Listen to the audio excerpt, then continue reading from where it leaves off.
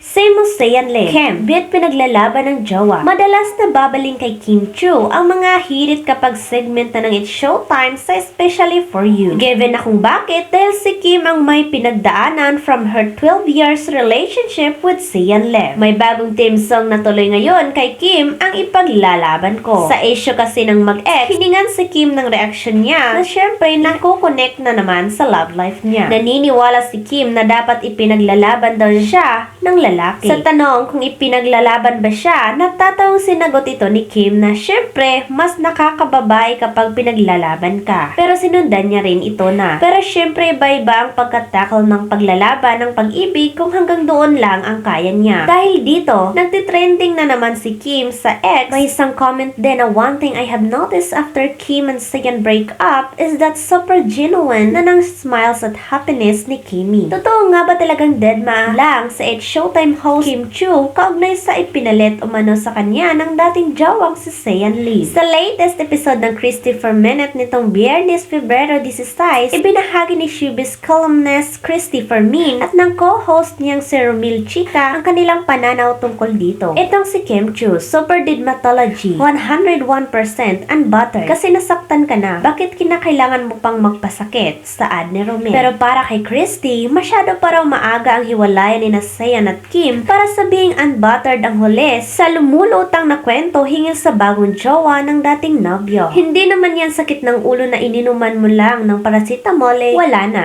Nandun pa rin syempre yan. May sakit pa rin pero nasa pagdadala. Ika nga kaya unbuttered niya. Sabihin na lang natin na pinagagaling ang kanyang puso pero yung unbuttered hindi pa pwedeng i-apply kay Kim Chu. Dugtong pa niya. Matatandaan kasi nagsimulang lumutang ang usap-usapan na si Iris Lee umano ang bagong jowa ni Seiyan matapos maispatan ng mga netizens ang larawan nilang dalawa na magkaakbay sa isang driving school. Pero bago pa man ito, nauna nang iniulat at pinag-uusapan sa vlog ni Showbiz Insider Ugi Diaz ang tungkol kay Iris maski hindi pa hiwalay noon sina Seiyan at Kim. Matapos pag-usapan ang pinag-usapan at patuloy na pinag-uusapang Katniel breakup, sumunod naman ang pagkikwentuhan ni na Ugi Diaz at co-host sa Ugi Diaz Showbiz Update. Ang tungkol sa kumakalat din at hindi mamatay-matay na intrigang hiwalay na rin ang long-time showbiz couple na sina Kim Chu at Seiyan Lim na sumikat sa tambalang KMC. Marami raw talaga ang nagtatanong at nag-uusisa sa kanila kung ano na nga ba talaga ang real score sa dalawa. Mas lalo kasing naglalatang ang hinala ng mga netizens na on the rocks na ang dalawa dahil sa body language ni Kimi kapag tungkol sa usaping pag-ibig ang paksa ng usapan nila sa It's Showtime, sundutan pa ng mga hirit ni Vice Ganda. Si Seiyan naman ay naglabas ng opisyal na pahayag ukol sa mga chikang pumapalibot sa kanya. Subalit nabiti naman ang mga meron dahil hindi naman niya sinabi kung sila pa ba o hindi nanimi. Lalo pang na-curious ang mga tao nang sabihin ni Secretary Kim na sa kanila na lang muna ang tungkol sa kanilang relasyon ni Seiyan nang mauntag sa isang panayam. Anyway, tanging sina Kim at Seiyan lang daw ang may karapatang nagkumpirma at sumagot sa mga tanong tungkol sa kanilang relasyon. At tila may nabuksan na namang issue si Ugi nang tanongin niya si Seiyan kung sino ba ang babaeng nangangalang Iris Lee. At syempre pasagot na rin natin kay Seiyan Lim kung sino si Iris Lee anang Ugi. Ang si Iris Lee daw ay non-showbiz ito na parang ewan ko, staff ng Biba o writer ng Biba na naglilink kay Seiyan Lim. Sino ba yon? Hindi na rin namin kilala kasi naano lang namin sa credit Ngunit ang sumunod na usapan nila ni Tita Jigs ay tila nakakaintriga. Kasi ni Ugi may isa pang nalilink kay Seiyan pero ang tanong na co-host ay kung babae ulit. Alam mo ang pangit ng tanong mo, say ni Ugi. Iwan ko sa'yo, natatawa pang hirit ito. Si Seiyan na raw ang nagliligaw niyan sa takdang panahon. Samantala, wala pang tugon, reaksyon o pahayag si Seiyan o Kim tungkol dito. Bukas ang balita sa nilang panig.